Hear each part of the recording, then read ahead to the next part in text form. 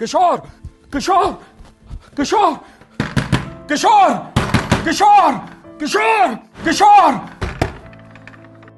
किशोर, क्या कर रहा है तू? नीचे उतर। किशोर, अरे मेरी बात तो सुन।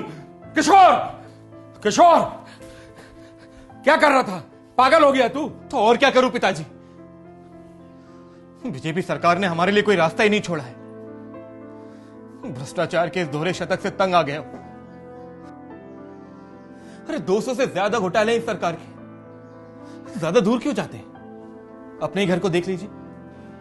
आपने कर्जा लेकर भैया को कोचिंग लगाई थी ना, भैया की सारी मेहनत भ्रष्टाचार के इस व्यापक घोटाले की भेंट चढ़ गई और भैया घर छोड़ के भाग गए, आज तक नहीं लौटाए पिताजी। फिर भी आप इस भ्रष्टाचारी सरकार को ही वोट देंगे। दीदी ने पटवारी की परीक्षा की कितनी तैयारी की थी, लेकिन उसे भी क्या मिला? नफरत की राजनीति के बल पर सरकार बनाने वाली इस बीजेपी ने बेईमानी से सरकार तो बना ली, लेकिन अब सारी हदें पार कर दी। आपने घर गिरवी रखकर मुझे सिविल इंजीनियर बनाया। मैं आपका सपना पूरा करना चाहता था पिताजी, इसलिए मैंने ठेकेदारी का रजिस्ट्रेशन भी करवाया था। अब ये सरकार मुझसे काम के बदले 50% कमीशन मांगती है।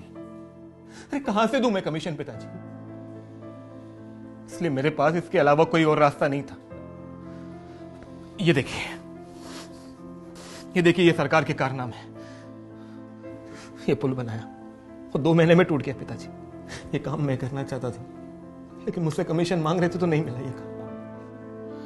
बस बेटा, मुझे अब समझ में आया क्यों कोई नया पुल बनने के 2 महीने बाद ही गिर जाता है।